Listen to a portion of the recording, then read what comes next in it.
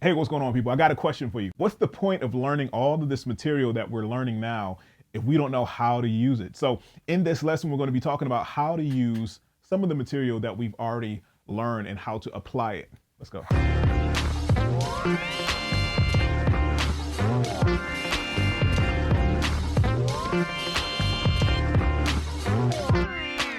So if you guys remember, not too long ago, I released a lesson explaining triads and how to build them. So we learned the triads, we learned the format, 1-3-5, 1-3-5, 1 minor 3-5, and then 1 flat 3-5. Okay, we learned that. So how do we use that? Where do we put that in music? How does it go?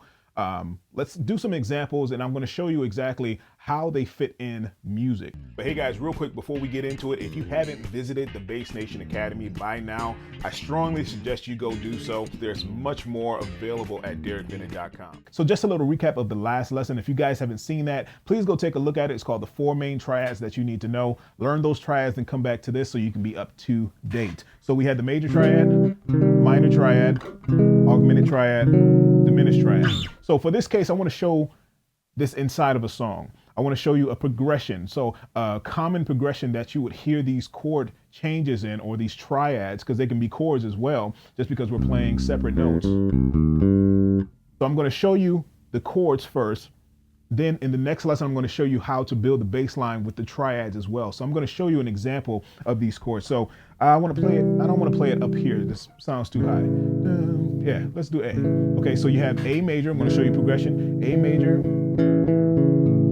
augmented, A augmented, stay right there. And what you can do next, you can go to the B minor triad, and then stay right there. B minor diminished, or B diminished, not B minor diminished, but B diminished triad, and then you're back home. A nice little progression. You hear that a lot. It's actually a song from one of the games that, like a Candy Crush game, I think I play. It sounds very familiar to that. So.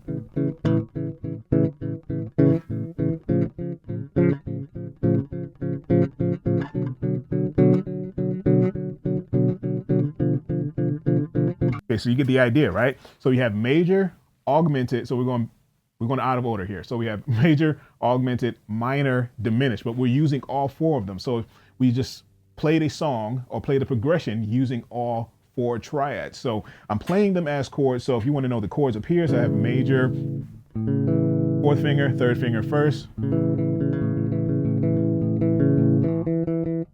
Make sure I'm in tune.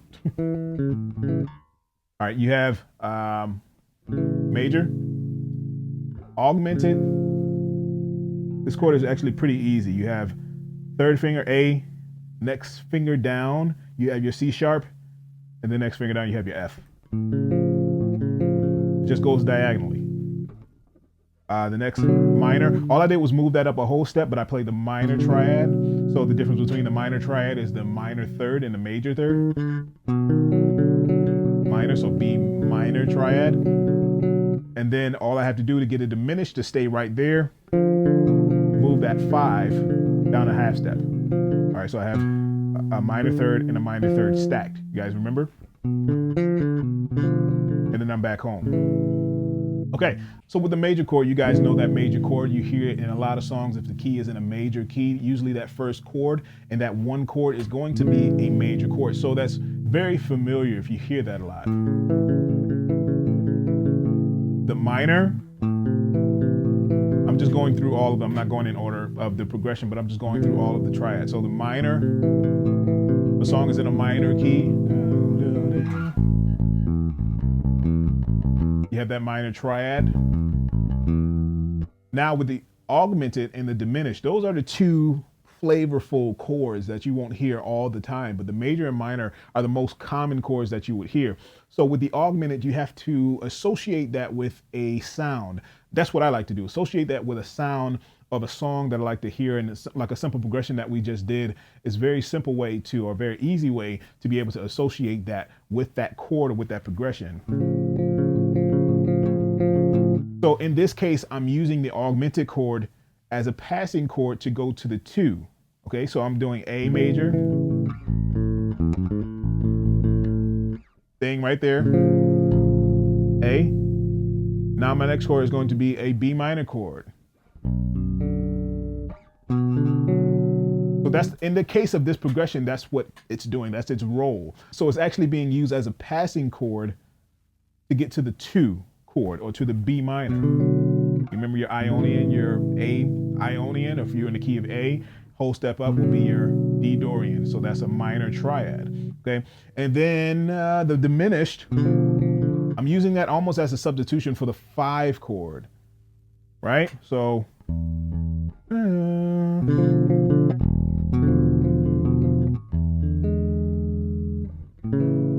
so if my 5 chord would be, if I'm in the key of A, my 5 chord would be E7 or E major.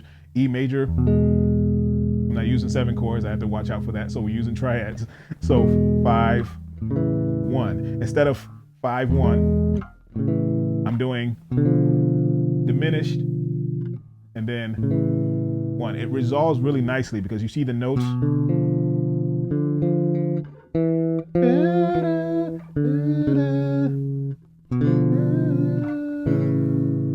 It resolves very, very nicely to that 1 chord. So a diminished chord to a 1 chord sounds nice, okay? So that's how you would hear that chord. In the next lesson, I'm going to show you guys how to build the bass line to a song like this or to a progression like this. And I'll show you some other examples of this augmented chord and diminished chord as well. And this is a pretty common way, well, not as common as a major or minor chord or major or minor triad, but it's pretty common to be able to use this type of progression or these chords, these augmented and the diminished chord. I think this is the most simple way to be able to understand these chords at first, especially when you're starting to learn them.